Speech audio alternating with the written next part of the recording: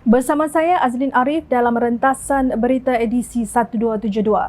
Antara paparan utama. Lantikan politik cenderung kepada korupsi. Siapa percaya gelombang hitam bukan daripada PN? SPRM jangan cari kambing hitam. Berhati-hati, lelaki ini gemar menyamar.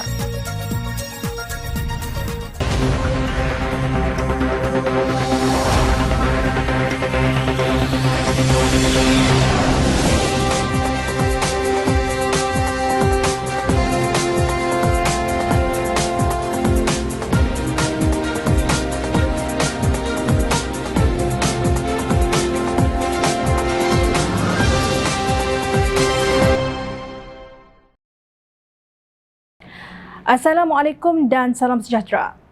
Jemaah Menteri dilaporkan telah memutuskan pengerusi dan ahli lembaga pengarah lantikan politik ditamatkan perkhidmatan dengan serta-merta Rabu lalu. Laporan tersebut mengesahkan sekeping surat yang tular di media sosial tentang penamatan perkhidmatan membabitkan lantikan politik. Surat tersebut ditandatangani oleh Ketua Setiausaha Negara Tan Sri Muhammad Zulkifli Ali dan ditujukan kepada Ketua-Ketua Setiausaha Kementerian. Dalam surat berkenaan dinyatakan bahawa penamatan itu membabitkan jawatan bagi badan berkanun persekutuan, syarikat Menteri Kewangan diperbadankan, syarikat berkaitan kerajaan GLC dan syarikat pelaburan berkaitan kerajaan GLIC. Terdahulu beberapa badan pemikir dan pembanteras rasuah serta NGO menzahirkan pandangan mereka agar kerajaan pimpinan Datuk Seri Anwar Ibrahim tidak melantik ahli-ahli politik bagi mengisi jawatan dalam syarikat berkaitan kerajaan GLC. Setiausaha Agung Angkatan Belia Islam Malaysia ABIM Muhammad Fazril Muhammad Salih berkata bertitik tolak daripada iltizam Perdana Menteri dalam isu pelantikan kabinet yang tidak mahu memberi ganjaran kepada tuan politik. Perkara sama harus dilaksanakan dalam isu jawatan GLC. Menurutnya, kerajaan perlu berpegang kepada perkara asas bahawa setiap lantikan mesti berdasarkan kepada prinsip kredibiliti, berkebolehan, berkompetensi, keterampilan yang unggul, cekap dan kesesuaian di posisi-posisi terbabit. Kegusaran rakyat adalah apabila para politikus mengharapkan habuan jawatan untuk memberikan sokongan. Apakah Perdana Menteri akan berdepan dengan penarikan sokongan selepas ini apabila kelompok-kelompok tertentu tidak dilantik dalam kabinet atau GLC atau agensi? Rakyat tak mahu lagi peristiwa langkah Sheraton berulang, tegasnya, lapor Sinar Harian. Tindakan menamatkan segera semua lantikan politik itu dilihat selari dengan reformasi pentadbiran yang selama ini diuar-uarkan oleh Pakatan Harapan. Ini termasuk amalan memberi ganjaran kepada ahli parlimen dengan jawatan di syarikat atau agensi milik kerajaan sebagai pertukaran sokongan mereka. Begitu juga amalan melantik duta khas dan lantikan politik ke jawatan di universiti seperti ahli senat juga wajar dihapuskan. Jom Channel mengalu-alukan langkah untuk membuat pelantikan hanya berdasarkan merit sahaja. Maknanya hanya individu yang memiliki kewibawaan dan profesional dilantik untuk menerajui sebarang jawatan sama ada di Badan Berkanun Persekutuan, termasuk institusi pengajian tinggi, syarikat Menteri Kewangan diperbadankan, syarikat berkaitan kerajaan GLC dan syarikat pelaburan berkaitan kerajaan GLIC. Jom Channel berpendapat langkah memberi ghanimah kepada seseorang sebagai imbalan kerana sokongan menjurus kepada korupsi. Ini kerana pemberian jawatan itu disifatkan sebagai menggantikan yang berhak dengan orang yang tidak berhak. Kerajaan perpaduan diharap belajar daripada kegagalan kerajaan terdahulu yang mengamalkan cash is king atau scheme of things yang membawa maksud yang sama akhirnya tidak diberi keberkatan oleh Allah Subhanahu Wa Taala. Akibatnya kerajaan dahulu tidak putus-putus menerima bala Allah Subhanahu Wa Taala sehingga jemaah menteri sendiri tidak berdaya untuk menanganinya. Ingatlah kepada hadis Rasulullah sallallahu alaihi wasallam daripada Khawlah binti Qais radhiyallahu anha bahawa baginda bersabda, sesungguhnya harta ini hijau dan manis. Barang siapa mendapatkan dengan haknya, maka ia akan diberkati. Berapa banyak orang yang mengambil harta Allah dan Rasulnya tanpa haknya secara sesuka hati. Tiada balasan baginya pada hari kiamat nanti kecuali neraka. Hadis riwayat Al-Tirmizi. Bergantung kepada Suruhanjaya Pencegahan Rasuah Malaysia SPRM untuk mengutip perasuah setelah berlakunya korupsi tidak akan menjadikan negara ini efisien jika tidak didahului dengan tindakan pencegahan terlebih dahulu. Langkah pertama ialah dengan melantik orang yang berhak untuk jawatannya individu itu mampu melaksanakan dengan penuh hikmah, jujur, telus, berhemah dan berani. Siapa yang menabur angin akan menuai badai. Hantaran gelombang hitam yang muncul di media sosial bukan hanya ditujukan kepada Perdana Menteri Datuk Seri Anwar Ibrahim tetapi juga Presiden UMNO Datuk Seri Ahmad Zahid Hamidi. Ia muncul menjelang usul undi percaya terhadap Perdana Menteri Datuk Seri Anwar Ibrahim di Dewan Rakyat minggu depan. Khairil Nizam Khairuddin menafikan dakwaan Perikatan Nasional merupakan dalang di sebalik protes gelombang hitam tersebut. Gelombang hitam bukan daripada PN, kata Khairil, seperti dipetik Frame Malaysia Today. Hantaran mesej gelombang hitam itu menyeru mereka yang tidak menyokong Anwar hendaklah berpakaian hitam dan menukar gambar profil di media sosial kepada latar belakang hitam pada 18 dan 19 Disember ini bagi menghantar mesej kepada ahli parlimen. Seruan itu turut menggalakkan penggunaan tanda pagar tidak percaya di media sosial. Penafian Khairil itu sekadar dengar boleh, percaya tidak. Ini kerana hantaran protes gelombang hitam itu dipromosi oleh pengarah pilihan raya Perikatan Nasional Semenanjung, Badrul Hisham Syaharin yang lebih dikenali dengan panggilan Cikgu Bad dan Setiausaha Politik Tan Sri Anwar Musa Tun Faisal Ismail Aziz. Pada FB Badrul, ia muncul pada 9 Disember disertai dengan kata-kata gelombang hitam rakyat tolak Anwar Ibrahim yang menipu rakyat bersama Zahid Hamidi. Tolak kerajaan campuran Harapan Nasional. Hanat sedang gunakan kuasa tekanan dan bungkamkan suara rakyat. Sementara itu di Facebook Tun Faisal, hantaran tersebut dipaparkan pada 11 Disember dan mengandungi antara lain kata-kata jom gelombang hitam, kerajaan yang dibina melalui ugutan, manipulasi dan pengkhianatan dan penipuan. Logikkah Badrul Hisham, seseorang yang dipercayai memegang pelbagai jawatan dalam Bersatu dan Perikatan Nasional seperti sebagai pengarah operasi pilihan raya Bersatu Johor, penyelaras penerangan Perikatan Nasional Melaka dan entah apa lagi jawatannya, buat kerja ikut suka aku tanpa keizinan pucuk pimpinan partinya. Begitu juga Tun Faisal, adakah beliau beroperasi secara solo tanpa pengetahuan Anwar Musa yang diketahui penyokong kuat Perikatan Nasional dan pelopor slogan No Anwar, No DAP. Sejak risalah gelombang hitam itu muncul pada 9 Disember baru kemarin, 15 Disember seorang pemimpin Perikatan Nasional bersuara menafikannya. Itu pun setelah ditanya oleh portal Frame Malaysia Today, selama ini beliau di mana? Dakwaan bahawa gelombang hitam ini didalangi oleh Tan Sri Mahyadin Mat Yassin dan Tan Sri Abdul Hadi Awang dilontar oleh portal Finance Twitter pada 12 Disember lalu menerusi rencananya The Black Wave Protest Muhyiddin and Hadi's latest plot to overthrow the King's Unity Government. Kata Finance Twitter, Mahyadin terdesak untuk berkuasa demi menghentikan siasatan dan pertuduhan, mendakwa orang ramai tidak yakin dengan kemampuan kerajaan perpaduan pimpinan pengerusi Pakatan Harapan Anwar Ibrahim. Bagi Mahyadin, kerajaan perpaduan mesti dipimpin oleh beliau dan hanya beliau seorang kerana taksub kepada kuasa dan kepercayaan narsisis beliau bahawa hanya dirinya yang mampu memimpin negara, ujar portal itu. Menurut Finance Twitter, walaupun berang tetapi dengan berat hati Mahyadin mengaku kalah selepas Sultan Ibrahim Johor mengucapkan tahniah kepada Anwar Ibrahim atas pelantikannya sebagai Perdana Menteri ke-10. Dianggap sebagai pemimpin de facto 9 Raja-Raja Melayu di negara ini. Ucapan tahniah secara terbuka daripada Kesultanan Johor secara praktikal menutup nasib Muhyiddin dan menutup pintunya untuk menjadi Perdana Menteri, tegasnya. Bagaimanapun, Mahyadin tidak boleh menyalahkan sesiapa melainkan dirinya sendiri. Ini kerana tiada satu pun gabungan parti politik yang memenangi pilihan raya umum ke-15 lalu. Yang di-Pertuan Agong telah mencadangkan agar Perikatan Nasional dan Pakatan Harapan bekerjasama untuk membentuk kerajaan perpaduan. Walaupun Anwar bersetuju, Mahyadin derhaka menolak titah diraja tersebut. Pimpinan Bersatu dan PAS tahu sukar bagi mereka untuk bertahan sekiranya Perikatan Nasional kekal sebagai pembangkang. Lebih-lebih lagi, portfolio strategik seperti Kementerian Dalam Negeri dan Kementerian Kewangan dipegang oleh menteri daripada Pakatan Harapan. Justru untuk menutup kesipuan penipuannya sendiri, kononnya ada 115 akuan bersumpah, maka digubah naratif kononnya kerajaan Pakatan Harapan dibina atas penipuan. Sudahlah, berhenti memalukan negara. Kuasa-kuasa besar di seluruh dunia seperti Amerika Syarikat, China, negara-negara Eropah, Turki dan jiran-jiran di Asia semua sudah menghantar tahniah kepada Anwar Ibrahim.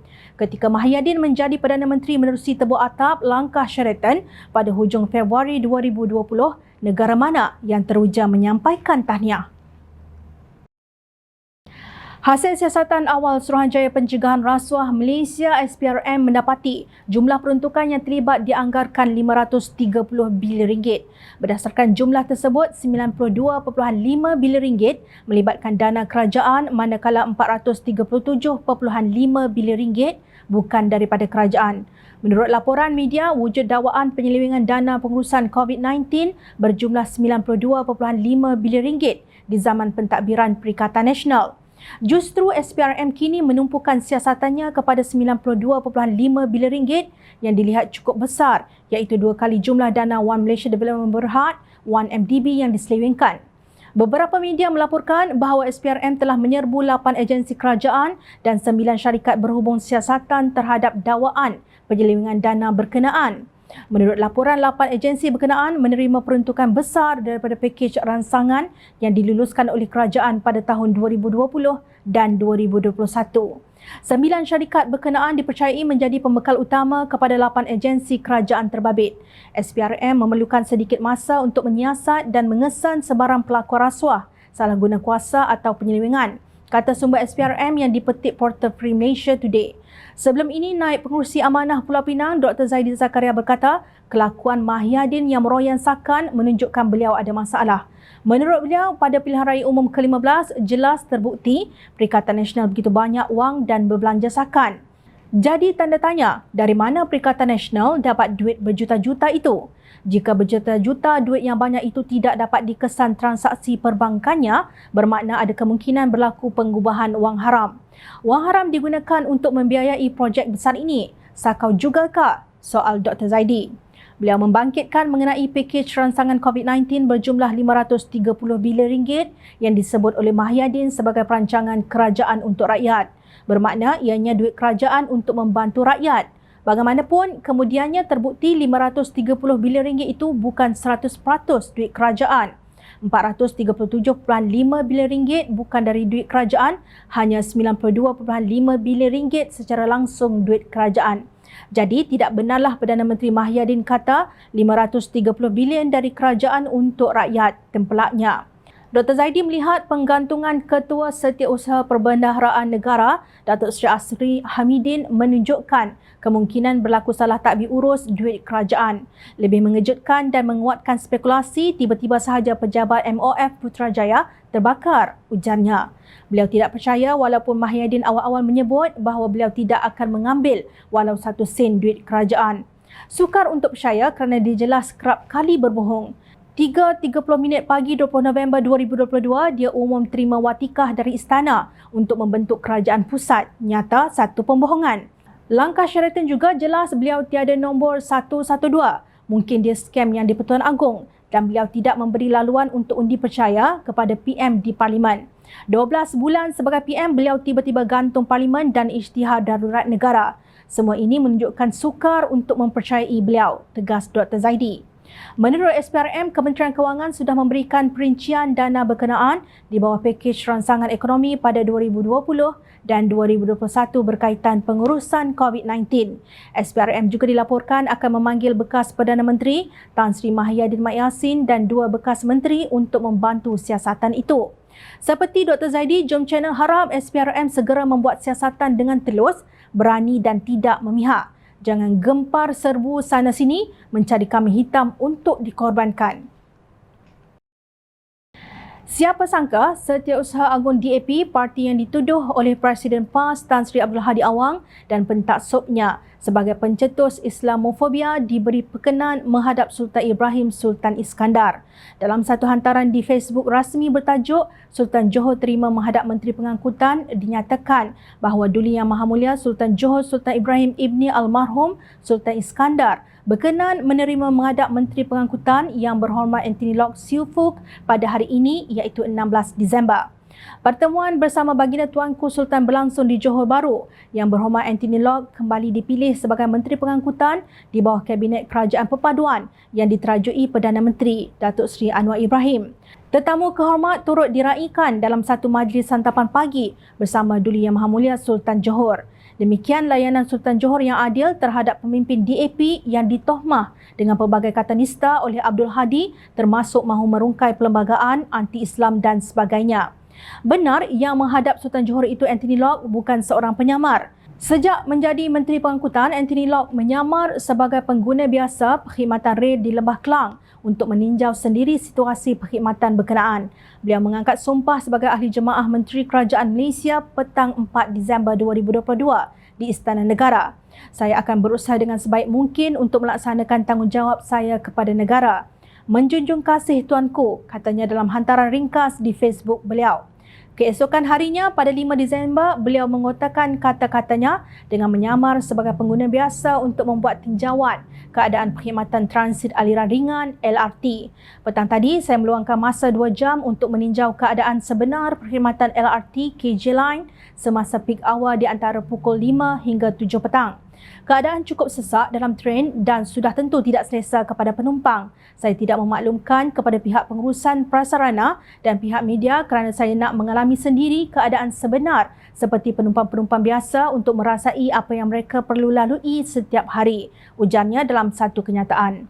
Anthony Locke berkata beliau memahami kesulitan yang dihadapi oleh penumpang LRT. Beliau berjanji akan mengadakan mesyuarat dengan pengurusan tertinggi prasarana dalam minggu tersebut untuk membincangkan hala tuju dan cara untuk menambah baik perkhidmatan pengangkutan awam di negara ini. Pada petang 15 Disember pula, Anthony Locke sekali lagi menyamar sebagai pengguna biasa untuk meninjau perkhidmatan KTM komuter dan keadaan di Terminal Bersepadu Selatan. Saya mengambil tren komuter dari KL Central ke stesen Bandar Tasik Selatan bersama 2 pembantu saya. Saya menerima banyak maklum balas dari media sosial berkenaan perkhidmatan komuter dan masalah mencetak pas masuk bas di TBS, ujarnya di Facebook. Kali ini beliau berjanji akan berjumpa dengan pihak pengurusan KTMB dalam masa terdekat untuk membincangkan cara untuk menambah baik dan menambah kekerapan perkhidmatan komuter. Saya faham bahawa KTMB menghadapi pelbagai kekangan operasi yang disebabkan oleh projek menaik taraf landasan KVDT 1 yang masih belum siap dan KVDT 2 yang tergendala. Saya juga akan berjumpa dengan pihak pengurusan TBS untuk membincangkan kesiapsiagaan untuk menguruskan jumlah penumpang yang ramai pada hujung minggu dan musim perayaan, tegasnya. Hasil daripada penyamaran Anthony Locke sebagai pengguna biasa itu, maka kelam kabut pihak Airport KL melakukan kerja-kerja baik pulih di beberapa stesen MRT laluan Kajang. Antara kerja baik pulih yang dilakukan termasuk eskalator di laluan pejalan kaki Muzium Negara ke KL Central. Difahamkan kerja-kerja pemasangan pemegang tangan untuk eskalator itu telah selesai pada 14 Disember lepas. Boleh pula pihak berkenaan menjadi cergas apabila Menteri turun padang. Anthony Locke laju buat kerja, bukan seperti seorang pemimpin PAS yang makan gaji buta dan hari ini meroyan setelah kehilangan jawatan tersebut dengan tuduhan yang tidak wajar dilemparkan ke atas institusi istana. Esok kita tidak tahu ke mana Anthony Locke akan menyamar lagi. Kalian yang mengurus dan menyelenggara perkhidmatan pengangkutan, berhati-hati ya. Anthony Locke bukan bermain dengan politik. Syabas YB. Rakyat memerhati. Teruskan bersama kami di Jom Channel dan layari portal jomchannel.net untuk mendapatkan berita politik tanah air. Saya Azlin Arif, terima kasih. Assalamualaikum dan salam sejahtera.